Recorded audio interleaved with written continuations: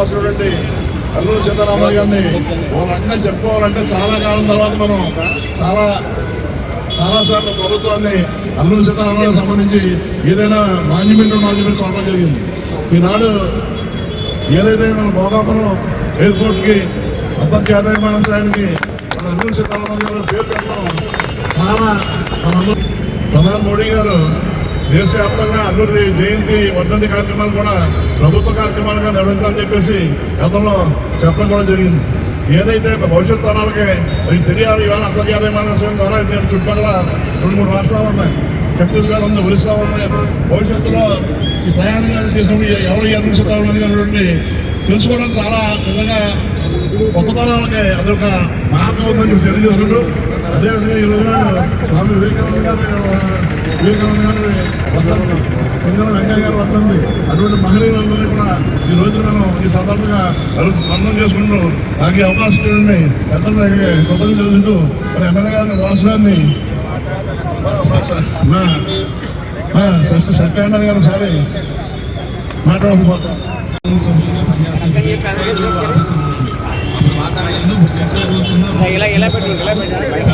మాట్లాడుతున్నాను. 2009లో ఇక్కడ విగ్రహం పెట్టాలని క్షత్రియ సాధించ వారు ప్రపోజల్ చేసి పెడదామంటే విగ్రహాన్ని పెట్టడానికి చాలా రకాల పర్మిషన్స్ కావాలండి. దానికి జీవో ప్రకారం కమిటీ ఉండాలి, కౌన్సిల్ సిఆర్ అవ్వాలి, ఇవన్నీ అవ్వాలి. అవ్వకుండా విగ్రహం తెచ్చేసారు మా వాళ్ళు. తెచ్చేస్తే ఎలా పెట్టాలి ఏంటనేది ఆలోచన లేదు. విగ్రహం పెట్టేస్తున్నారు అనేవాడికి ఒకసారి మా మీద తిరిగిపోయినట్టు పడిపోయి నా మీదని మా సహోదరి శ్రీదేవి గారు ఉండేవారు. పడేపటికి ఇప్పుడు దీని కౌన్సిల్స్ గారు ఎలా రాయాలంటే మనకు తలకింపులు అయిపోతూ ఉంటాయి. ఆ రోజు పెద్దలు డివి రాజు గారు, మా మంత్రి కేశవరాజు గారు వెళ్ళి అప్పుడు వేదాగం గారు గౌరవ మేయర్ గారి దగ్గరికి వెళ్ళి మేము ఇలా విగ్రహం పెట్టుకుంటున్నాము, మాకు ఎలా ఇవ్వాలంటే పెట్టండి దాంట్లో ఉందన్నారు మేడం గారు. మమ్మల్ని చూశారు. అంటే విగ్రహం పెడతారంట.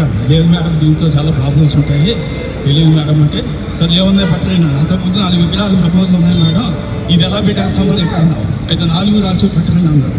4 రాసి పెట్టి మేడం గారు అన్ని పెట్టి మేడం గారు కమిషనర్ గారు సెలవులు వెళ్ళిపోయారు, విగ్రహం పెట్టాలంటే ప్రాబ్లం, కమిషనర్ గారు అయితే మమ్మల్ని సూట్ చేసి సస్పెండ్ చేస్తారా అన్నాను. సస్పెండ్ చేయడం నేను చూసుకుంటాను, నేను ఇన్హాన్స్మెంట్ చేసాను, నేరుగా నేను ఇచ్చేసిన పర్మిషన్ పెట్టుకున్నాను. కమిషనర్ గారు సెలవులో వచ్చారు, వచ్చిన తర్వాత నాకు మెమో ఇచ్చారు, నువ్వు ఎలా పెట్టించావు. అప్పుడు మేడం గారి దగ్గరికి వెళ్ళి అమ్మ నా ఉద్యోగం పోయేటట్టు తల్లి ఆవిడ అని కూర్చోబెట్టి ఒరే శ్రీనివాసరావు గారు, మొదలు సురేష్ గారు కార్పొరేటర్ మా దగ్గర వచ్చి లేదు సార్ ఇది అల్లూరి సీతారామరాజు అంటే ఆయన ఐటీడీపీఓగా పనిచేయించారు చూడాలి. ఓ సీతారామరాజు కదా, ఓకే టీకే అన్నారు. నన్ను తంగ నివ్వడండి తమిళ నాకు మాణిక్రాజు తంగ అంటే బందిపోటండి, నన్ను బందిపోటు కింద బంధించాడు ఆయన ఆ రోజు. ఈరోజు ఆ బందిపోటుని అందరినీ రక్షించిన మహానుభావుడు ఈ అల్లూరి సీతారామరాజు గారు. సందర్భం వచ్చింది కాబట్టి మా గౌరవ ఎమ్మెల్యే గారు నాకు అవకాశం ఇచ్చేందుకు మాట్లాడగలిగాను. జై ఆదిరెడ్డి, జై ఆదిరెడ్డి.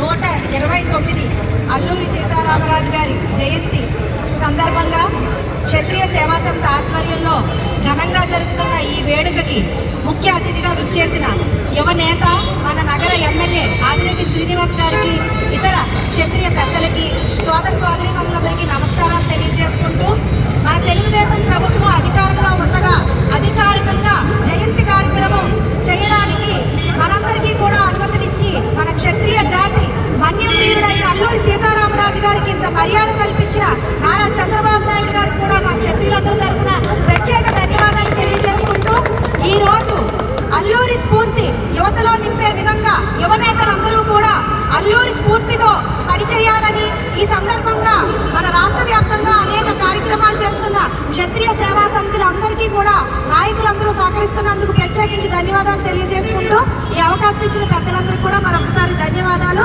ఆ మన్యం వీరుడికి నా ఘన నివాళులు. జై అల్లూరి, జై అల్లూరి, జై అల్లూరి.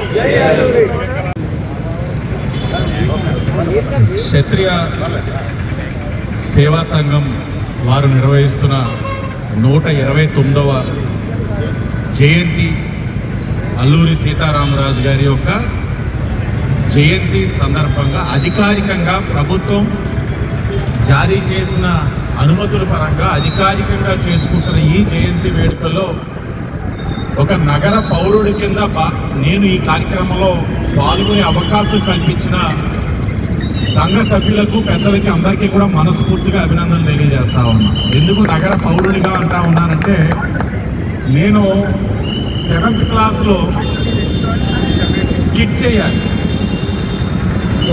చేయాలంటే ఏది ఎంచుకోవాలి అని ఆలోచించినప్పుడు మా ట్యూషన్ మాస్టర్ అల్లూరి సీతారామరాజు గారిని ఎంచుకో బాగుంటుంది సార్, మరి రుదర్ఫోర్డ్ రూల్ ఎవరికి ఇద్దాం సరే, అది కూడా నువ్వే వేసేయాలి. నేనే ఇటు నుంచి ఇక్కడ కాలుస్తావు, రుదర్ఫోర్డ్ ఇక్కడ కాల్సిన అటు నుంచి వెళ్ళి దుష్యం అని చెప్పి నేనే ప్రతి రక్తపు బొట్టునై భూమిలోని ప్రతి చుక్కనై అని చెప్పి చాలా పెద్ద డైలాగ్ ఉంటుంది. అంటే చిన్నప్పుడు కాబట్టి ఇప్పుడు అంత సినిమాటిక్ డైలాగ్ గుర్తులేదు, కానీ అంటే అప్పటి నుంచి ఒక విధమైన వైబ్రేషన్, ఆయన పోరాటం ఒక స్ఫూర్తి. అన్నిటికి మించి మన అందరి అభిమాన నటుడు కృష్ణ గారు నటించిన సినిమా, ఇంకా అది చూసిన తర్వాత ప్రతి ఒక్కరు కూడా పేటల వాడవాడల అల్లూరి సీతారామరాజు గారి యొక్క వేషధారంలోని ఆయన యొక్క స్ఫూర్తితో ఆ తరం వారికే కాదు, మనం విగ్రహం పెట్టాము అని అంటే, ఒక కార్యక్రమం చేసాము అని అంటే మన మనసుకి ఆనందం కలిగించడంతో పాటు సమాజానికి స్ఫూర్తినిచ్చే ఒక సందేశాన్ని ఇవ్వాలి. ఏదైనా సరే ఒక కార్యక్రమం చేస్తాం.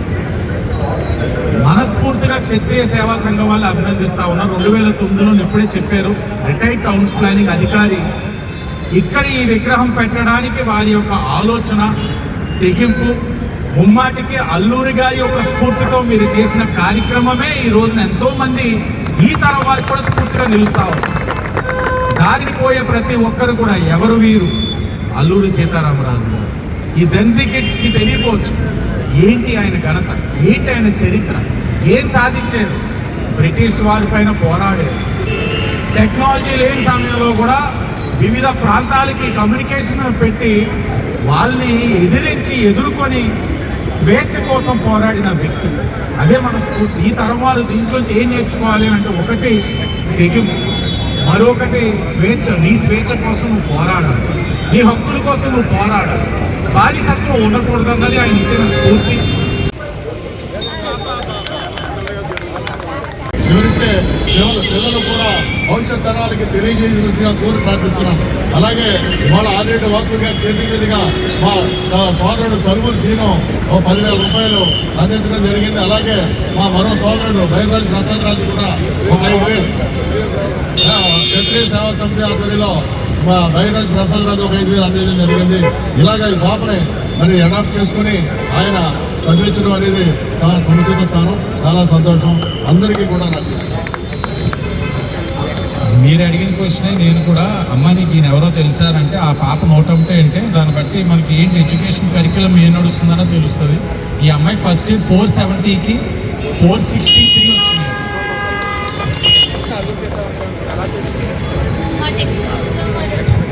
మా టెక్స్ట్ బుక్లో చెప్పే లెసన్స్ వల్ల మా సార్స్ మేడమ్స్ చెప్పే ఆ లెసన్స్ మాకు అర్థమైనట్టు చెప్పి ఆయన గురించి ఇంకా బాగా చెప్పి మాకు అందరి గురించి తెలిసేటట్టు చేసేసారు.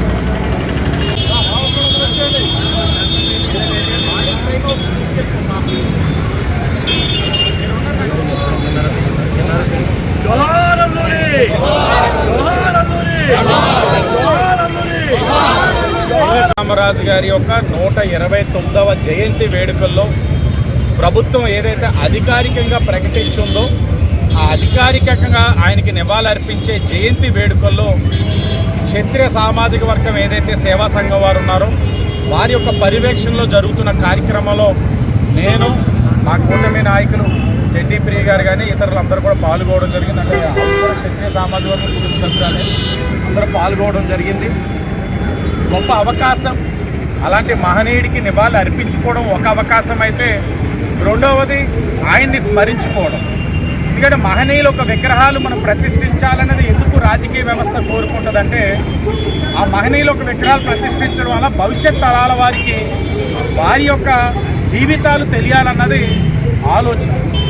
ఈరోజు ఈయన విగ్రహం ప్రతిష్ఠించడం అన్నది తప్పకుండా ఈ తరం వాళ్ళకి, భవిష్యత్ తరం వాళ్ళకి కూడా తెలియచేయాల్సిన బాధ్యత ఉంది.